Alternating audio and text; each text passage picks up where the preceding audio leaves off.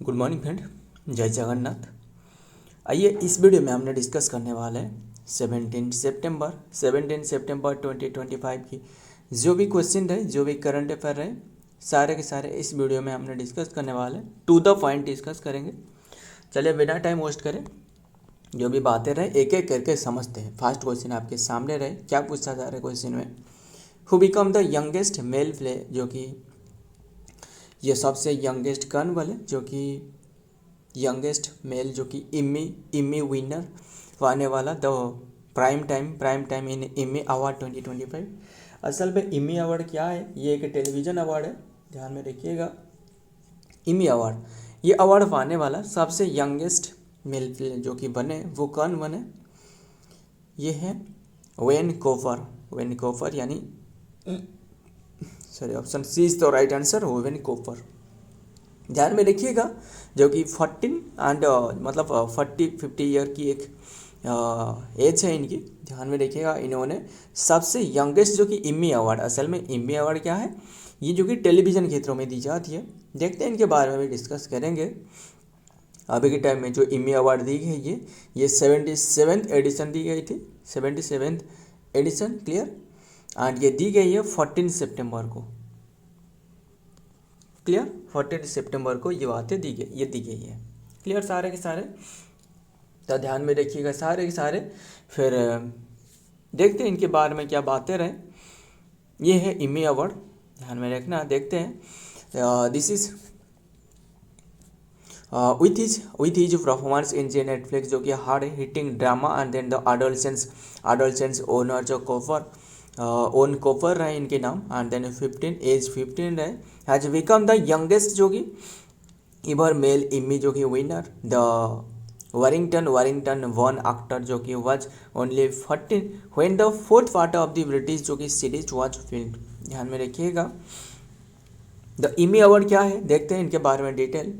Emmy award यही है कि आर द प्रीमियर जो कि accolades for excellence in the television and जो कि इमर्जिंग मीडिया, जो कि रिकॉग्नाइज जो artist and technical achievements various category like the prime time day time and sports news हो गया, एंड देन इंटरनेशनल प्रोग्रामिंग, ये सारे के सारे क्षेत्रों में इमी अवार्ड दी जाती है। And then administrative by the 3 distinct of the related to organisation the television academy. बस ध्यान में रखिएगा, ये टेलीविजन अवार्ड है एक, यही ध्यान में रखना। तो ध्यान में रखना, नाम भी याद रखना, नाम क्या है, जो कि ओवेन कोफर। देखते हैं नेक्स्ट में क्या आ रहा है, number 2, international day of democracy. मुझे एक बात बताइए कि जो वार जो डेमोक्रेसी है ना, मतलब है कि by the people for the people, and मतलब ये जो बातें रहे by the people for the people, लोगों के लिए लोगों के द्वारा जो चुनी जाती है, जो क्या रहे वो जो बातें रहे, ये किसने कहा था बताना, नाम क्या है इनके नाम, अब्राहम लिंकन। तो ध्यान में रखिएगा, डेमोक्रेसी जो कि सेलिब्रेटेड हुई कौन से डे को, international day of democracy observe करी जाती है। इंटरनेशनल डे ऑफ डेमोक्रेसी ये ऑब्जर्व करी जाती है 15 सितंबर, यानी ऑप्शन 15 तो अक्टूबर नहीं है, 15 सितंबर, अगस्त नहीं है, ये सितंबर है। Option C is the right answer, 15 सितंबर। ध्यान में रखिएगा। तो एम क्या है, एम यही है कि टू प्रमोट डेमोक्रेसी को प्रमोट करना, इसका मेन उद्देश्य है प्रमोट करना, क्लियर। एंड यही बात ध्यान में रखिएगा। एंड फास्ट जो कि ये अनाउंस करवाया गया था, जो ये ऑब्जर्व करने के लिए अनाउंस करवाया गया था, वो यूनाइटेड नेशन जो जनरल असेंबली रहे, यानी यूएन जो यूनाइटेड नेशन जनरल असेंबली जो रहे, इनके द्वारा फर्स्ट टाइम जो कि नवंबर 8 2007 में ये अनाउंसमेंट करी गई थी, क्लियर इतनी सी बात। बट फास्ट जो ऑब्जर्व करी गई थी वो 2008 में, ध्यान में रखिएगा। 15 सितंबर 2008 में फर्स्ट टाइम ऑब्जर्व करी गई थी, ध्यान में रखिएगा। एंड की थीम भी इसकी बताई जाएगी, जो कि अचीविंग जेंडर इक्वालिटी, जो कि एक्शन बाय एक्शन, ध्यान में रखिएगा, acting gender equality action by action इसका थीम है। तो देखते हैं द यूएन यूनाइटेड नेशन जो कि डेमोक्रेसी जो कि fund will host the event on the international day of democracy Monday 15 जो कि सितंबर में at United Nation headquarter to highlight the how the democratic जो participation can be transformed from voice to action, कैसे voice से action पर किया जा सके in a time of shrinking civic and space and rising the disinformation and building trust and dialogue and share the decision making in the urgent. बस ध्यान में रखिएगा, ये जो कि मेन उद्देश्य यही है कि प्रमोट करना जो डेमोक्रेसी को। क्लियर, आगे देखते हैं क्या बातें रहे। नंबर 3, आज की डे पूछे तो आज के डे बताना, डे वाला क्वेश्चन तो रहे, फिर भी आगे भी हमने डिस्कस करेंगे सारे के सारे। और एक रहे नंबर 3 में क्या रहे, who has created history by winning the grand Swiss chess tournament, किसने ओन करी है, हिस्ट्री क्रिएट करी है कि ग्रैंड स्विस चेस जो रहे ना, जो चेस चैंपियनशिप रहे टूर्नामेंट को ओन करके एक इंडियन रहे एंड वुमेन भी है, ध्यान में रखिएगा। एंड सेकेंड कंजिक्यूटिव टाइम पर इन्होंने लगातार यानी सेकेंड कंजिक्यूटिव टाइम पर इन्होंने ओन करी है, वो है R Vaishali. Option B is the right answer, R Vaishali कह लो, वैशाली भी कह लो, आर वैशाली। ध्यान में रखिएगा, इन्होंने जो कि 24 ईयर की ओन करी है 2 कंजिक्यूटिव टाइम पर, यानी सेकेंड कंजिक्यूटिव टाइम पर। क्लियर इतनी सी बात, तो ये बात ध्यान में रखिएगा। एंड ये हो रहा था जो कि 8 उज्बेकिस्तान मतलब समर कैंट में हो रहा था, Uzbekistan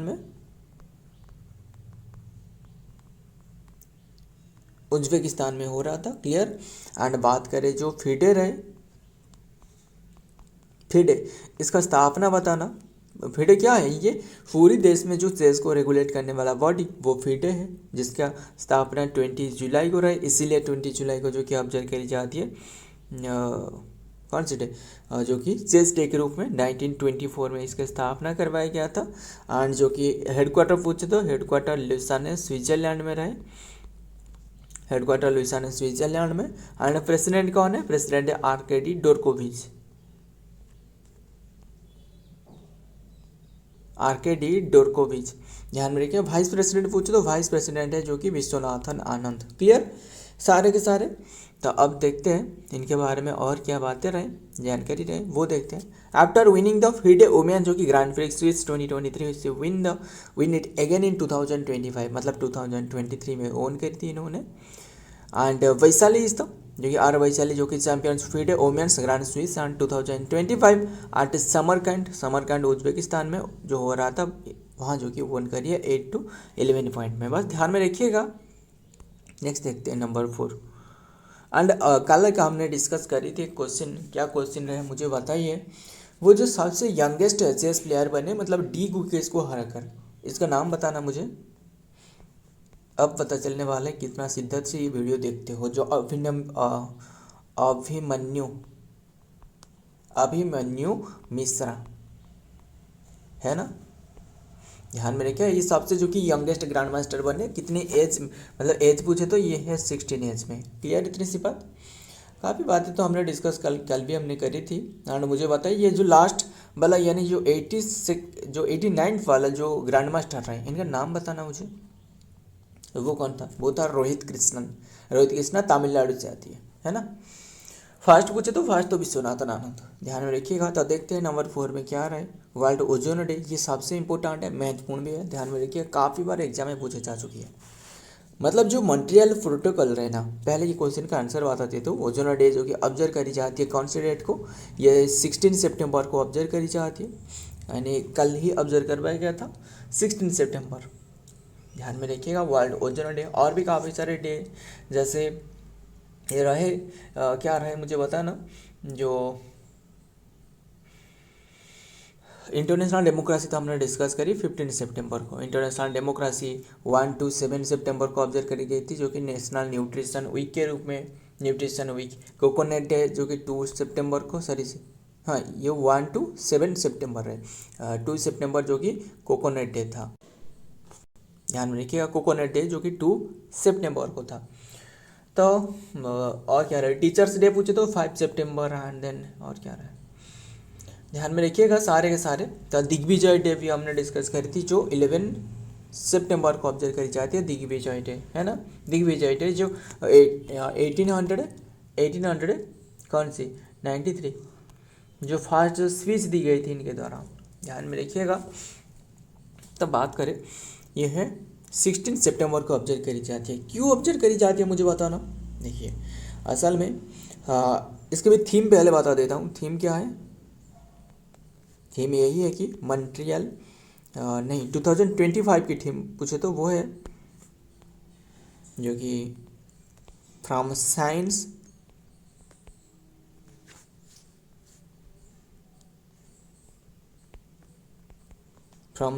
to global action. Global action इसका थीम है, क्लियर इतनी सी बात। तो ध्यान में रखिएगा। और 2024 की भी थीम पूछे तो वो है, देखिए पूछा नहीं जा सकता है, बस यही ध्यान में रखना 2025 की ये थीम है। एंड बस बता देता हूँ, मॉन्ट्रियल प्रोटोकॉल जो कि सेफ गार्ड ओजोन, इसका थीम था 2024 की। ध्यान में रखिएगा, मॉन्ट्रियल प्रोटोकॉल जो कि सेफ गार्ड ओजोन। फिर ये जो ट्रीटी रहे ना, असल में ये ट्रीटी क्या जानते हो, देखिए फर्स्ट टाइम जो 1985 है ना, वहाँ एक ट्रीटी करवाया गया था ओजोन लेयर जो है ना, मतलब मान लो ट्रोपोस्फियर, स्ट्रेटोस्फियर, ये कितने के लेयर है, troposphere, stratosphere, mesosphere, thermosphere, exosphere, ऐसे करके रहे ना। ध्यान में रखिएगा, वह ओजोनोस्फियर कहाँ पाई जाती है बताना। पहले रहे ट्रोपोस्फियर, ये रहे जो ट्रोपोस्फियर, इसके बाद स्ट्रेटोस्फियर, इसके बाद जो मेसोस्फियर है, यानी स्ट्रेटोस्फियर के बीच में ये पाई जाती है जो कि ओजोन लेयर, यानी जिसका फार्मूला क्या है O3। इसके डिप्लेशन के कारण ये डिप्लेशन हो रहा है। क्यों हो रहा है, इसीलिए कि ग्लोबल वार्मिंग हो रहा है, ये डिप्लेशन हो रहा है। डिप्लेशन होने के कारण जो यूवी लाइट है, अल्ट्रावायोलेशन लाइट, वो पड़ रहा है धरती पर, जो हमें जो स्किन डिजीज़ रहे, काफ़ी सारे स्किन कैंसर, स्किन डिजीज़ और काफ़ी सारे देखने को मिल रहा है। क्या रहा है, UV light, ultraviolet radiation. And ये जो प्रोटेक्ट कर रहा है ना ओजोन लेयर, ये इसीलिए इसके डे ऑब्जर्व करी जाती है, यानी O3 डे भी कह लो। फर्स्ट टाइम ये जो ट्रीटी साइन करवाया गया था, यानी फर्स्ट टाइम ये कन्वेंशन करवाया गया था, वो था वियना कन्वेंशन। वियना कन्वेंशन मतलब फर्स्ट टाइम ओजोन लेयर को प्रोटेक्ट करने के लिए कोई भी एक कन्वेंशन करवाया गया था, तो वो था वियना कन्वेंशन। ये ध्यान में रखिएगा, काफ़ी बार पूछे जा चुकी है 1985। इसके बाद 1987 में होती है कौन सी कन्वेंशन, वो था मॉन्ट्रियल प्रोटोकॉल। मॉन्ट्रियल जो कि प्रोटोकॉल, जो कि मॉन्ट्रियल कनाडा में एक प्लेस रहे, वहाँ जो कि ये एक कन्वेंशन करवाया गया था इसी डे को, जो कि 16 सितंबर रहे, इसीलिए जो कि ये डे ऑब्जर्व करी जा रहा है। क्लियर। और एक हाल ही में जो कि 2026 में एक कन्वेंशन भी करवाया गया है, वो है किगाली कन्वेंशन। क्या रहे, किगाली कन्वेंशन। क्लियर सारे के सारे, ध्यान में देखिए सारे के सारे जो कि ओजोन लेयर को प्रोटेक्ट करना इसका मेन उद्देश्य है। नेक्स्ट देखते हैं नंबर डिटेल में क्या रहे। सितंबर 6 and every year this day is officially called as the international day of the preservation of the ozone layer. Origin why it is the observe and then the Montreal protocol was sign in 2 सितंबर 1987 में जो कि sign करवाया गया था। आज the global agreement and then the phase out substance that depleted the ozone layer को जो डिप्लेट कर रहा है, यानी जो ओजोन लेयर को डिप्लेशन कर रहा है। क्लियर इतनी सी बात, ध्यान में रखिएगा। फिर आज की बात करें, आज की तो 17 सितंबर रहे। आज के डे के बारे में बताना, वो है ईद माट उद दौला, इसी डे के रूप में ऑब्जर्व करी जाती है। ईद माट ऊन नाबी, ध्यान में रखिए, ये डे के रूप में ऑब्जर्व करी जाती है, तो ध्यान में रखिएगा। और 18 सितंबर पूछे तो वो बाम्बो डे, कल डिस्कस करेंगे बाम्बो डे के रूप में, है ना। तो देखते हैं क्या रहा है नेक्स्ट में नंबर 5 एंड डीडी लाफांग। क्या रहा है, डीडी लाफिंग तो नहीं, डीडी लाफांग रिसेंटली जो कि पास कर गई है। इन्होंने कौन थे रिसेंटली जो कि वाज द फार्मर सीएम थे, कौन सी स्टेट की थे वो थे, कौन सी स्टेट की, वो थे मेघालय की। ऑप्शन ए तो राइट आंसर, मेघालय की फॉर्मर सीएम थे, ध्यान में रखिएगा। 5th नंबर की सीएम थे, 5th नंबर की मतलब 5th नंबर के सीएम थे एंड 4 टाइम्स थे, 4 टाइम्स इन्होंने सीएम रहे, पदवी पर। फिर बात करें, इन्होंने मेघालय की थे, अभी हाल ही में डेथ हो चुकी है इनका। अभी के टाइम में करंट सीएम बताना, करंट सीएम है जो कि कौन है, कॉनराड सांगमा, है ना। तो देखते हैं। द फॉर्मर चीफ मिनिस्टर जो कि डेडी लाफांग हु फास्ट ऑफ सितंबर 12 जो कि 2025 में was the state of Meghalaya की जो कि सीएम थे, जो कि मोर अबाउट डेडी लाफांग क्या रहे। He serve was the chief minister of Meghalaya 5 times, जो कि 4 टाइम्स नहीं है, सॉरी 5 टाइम्स उन्होंने जो कि सीएम रहे। एंड लाफांग जो कि वाज द लॉन्ग टाइम जो कि पॉलिटिशियन मेघालय की, and in the member of the Indian national Congress की। क्लियर, बस ध्यान में रखिएगा कहाँ से रहे क्या रहे इनके बारे में, यही बात सबसे इम्पोर्टेंट है और ज़्यादा बुरा नहीं है। नंबर 6 क्या रहे, who has inaugurated the Bairabi Sairang railway, Bairabi Sairang railway जो कि लाइन जिसका लेंथ है 51.38 kilometre long line in Mizoram. किसने जो कि इनागुरेट करी है हाल ही में, प्राइम मिनिस्टर नरेंद्र मोदी। ध्यान में रखिएगा इन्होंने इनागुरेट करी है। इसका जो कॉस्ट लगी है, जो कि कॉस्ट कितनी की है, कॉस्ट है 8017 करोड़ की प्रोजेक्ट है। ध्यान में रखिएगा ये बात है, 8017 करोड़ की प्रोजेक्ट है। एंड इसमें जो टोटल टनल इतना इंपॉर्टेंट नहीं है, इतना इसके जो टोटल टनल रहे 48 टनल के साथ। एंड ये जो कनेक्ट कर रहा है ना, आईजीएल को डायरेक्टली कनेक्ट कर रहा है, इसीलिए इम्पोर्टेंट है, आईजीएल को डायरेक्टली कनेक्ट कर रहा है। अब तक मतलब कोई भी ट्रेन नहीं था जो कि आईजीएल को डायरेक्टली कनेक्ट करता था, कोई भी नहीं था, बट अभी के टाइम में कनेक्ट कर रहा है, बस ध्यान में रखिएगा। एंड बात करें सीएम के बारे में, वो तो लाल टूहमार रहे, एंड गवर्नर है वीके सिंह रहे, ये बात तो ध्यान में रखिएगा। तो आगे देखते हैं। कैपिटल तो आईजोल, ये तो पता ही होगा। द ओपनिंग जो कि ऑफ दी 51.38 किलोमीटर जो कि वायरावी सिरांग जो कि साइरांग बोर्ड रहे, बोर्ड गज रहे। And railway line constructed by Indian railway की तरह कंस्ट्रक्टेड करवाया गया था। इस विंग जो कि हेल्ड आज द, ध्यान में रखिएगा, आज ए टर्निंग जो कि turning point of the for Mizoram. And then the built across the coast जो कि रहे 8000 आसपास में रहे, एग्जैक्ट पूछे तो 8000 जो कि 17 रहे। And crore in the line and then the inaugurate by the prime minister Narendra Modi सितंबर 13 में इनागुरेट करवाया गया है, खत्म। एंड काफ़ी सारे ट्रेन को भी वहाँ इनागुरेट करवाए गए हैं। Where will the world teak conference, teak conference देखते हैं इनके बारे में क्या बातें रहे। टीक कॉन्फ्रेंस मतलब एक फेयर जो रहे, टीक कॉन्फ्रेंस जो कि we organise for the first time, ध्यान में रखिएगा। एंड आज की डे पूछे तो आज की डे है जो प्राइम मिनिस्टर है ना, इनकी बात डे है।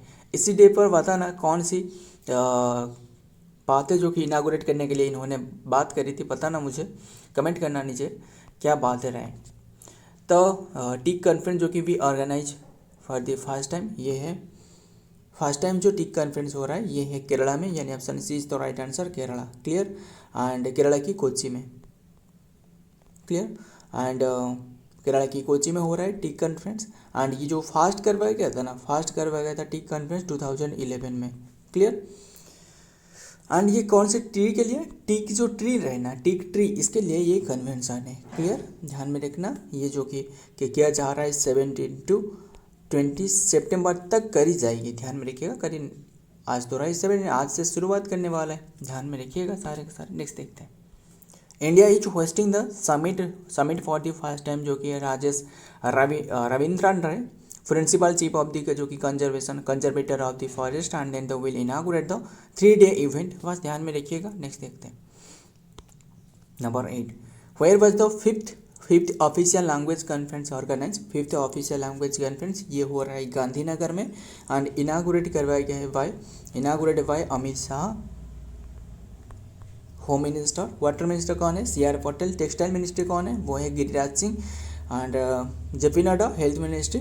कौन से डेट में इनागुरेट करिए, ये 14 जो कि सितंबर 2025 में, क्लियर। ये लैंग्वेज कॉन्फ्रेंस हो रहा है गांधीनगर में। Next, Amit Shah remark the fifth जो कि ऑल इंडिया ऑफिस जो कि ऑफिशियल जो कि language conference of on Hindi Divas and in Gandhinagar, clear. Conference on the Hindi Divas रहे इन गांधीनगर में, क्लियर। नेक्स्ट देखते हैं। Number 9, who has won the gold medal in the 57 kg category of the Liverpool world boxing championship. किसने won करी है world boxing championship? ये won करी है Jaismine Lamboria, Jaismine Lamboria. Option D is the right answer, यही ओन करी है। क्लियर। सो जो कि 57 कैटेगरी में जो कि लिवरपूल जो कि वर्ल्ड बॉक्सिंग चैंपियनशिप किसने ओन करी है? ये है जो कि जस्मिन लबोरिया। ध्यान में रखिएगा, जस्मिन लबोरिया, इन्होंने 57 कैटेगरी में ओन करी है। फिर ये जो बॉक्सिंग चैंपियनशिप रहे वो कहाँ हो रहा था? ये हो रहा था आठ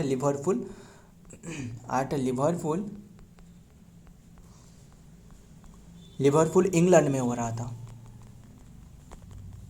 क्लियर, इंग्लैंड में हो रहा था। इसमें जो कि इंडिया ने कुल जो कि 4 मेडल ओन करी है। इनमें से जो कि 2 गोल्ड रहे, 2 गोल्ड कौन कौन रहे ये भी बताना। एक तो रहे जो कि कौन रहे, जो कि जैस्मिन लंबोरिया रहे, और एक दूसरे जो रहे वो है मीनाक्षी हुडू। इन्होंने ओन करी है 48 कैटेगरी में। क्लियर। एंड 2 गोल्ड रहे, 1 सिल्वर एंड 1 ब्रॉन्ज, 4 मेडल के साथ इंडिया ने ओन करी है। क्लियर। एंड इंडिया जो कि तीसरे पर रहे। टॉप पर कौन पूछे तो टॉप पर जो कि कजाकिस्तान रहे, टॉप पर कजाकिस्तान 7 गोल्ड के साथ कजाकिस्तान। सेकंड पर कौन रहे? उज्बेकिस्तान। एंड तीसरे पर जो कि इंडिया रहे। ध्यान में रखना सारे के सारे बातें। तो देखते हैं और क्या बातें रहे। एंड ये जो कि लिवरपूल में हो रहा था, कौन सी डेट में हो रहा था? 4 to 14 सितंबर, हाल ही में ये ख़त्म हुआ 2025। क्लियर। देखते हैं नेक्स्ट में क्या आ रहा है। 57 कैटेगरी में जस्मिन लंबोरिया जो कि विन गोल्ड इन 57 कैटेगरी, जो कि 8 वर्ल्ड बॉक्सिंग चैंपियनशिप लिवरपूल में हो रहा था, इंग्लैंड में। बॉक्सिंग इंडिया जो कि जस्मिन लंबोरिया जो कि एड्स और जो कि name in the history by the clinching the gold medal at the world championship 2025 Liverpool United kingdom में। क्लियर। नेक्स्ट देखते हैं number 10 last question. Which country will host SCO summit, यानी शंघाई कोऑपरेशन ऑर्गेनाइजेशन जो summit है, जिसका headquarter Beijing China में रहे। ध्यान में रखिएगा, शंघाई कोऑपरेशन ऑर्गेनाइजेशन, इसका हेडक्वार्टर शंघाई नहीं है, ध्यान में रखना, ये बेजिंग चाइना में रहे। एंड बात करें जो कि SCO समिट 2027 की, अभी के टाइम में कौन होस्ट करने वाला है? 2025 की बताना। अभी तो चाइना में हो रहा था ना। एंड ध्यान में रखिएगा, एंड जो 26 यानी 2026 की ये किसने होस्ट करने वाला है? वो है बिश्केक किर्गिस्तान में। बिश्केक किर्गिस्तान में, ध्यान में रखिएगा। एंड 2025 ये तो 2025 ये तो जो चाइना की तेजिंग में हो रहा था। तेंजिंग क्या रहे? चाइना की तेंजिंग चाइना में हो रहा था। जो 20 ये रहे 25th एडिशन, ये 26। एंड जो लास्ट वाला जो 2027 ये बताया गया है कि पाकिस्तान होस्ट करे। ध्यान में रखिएगा।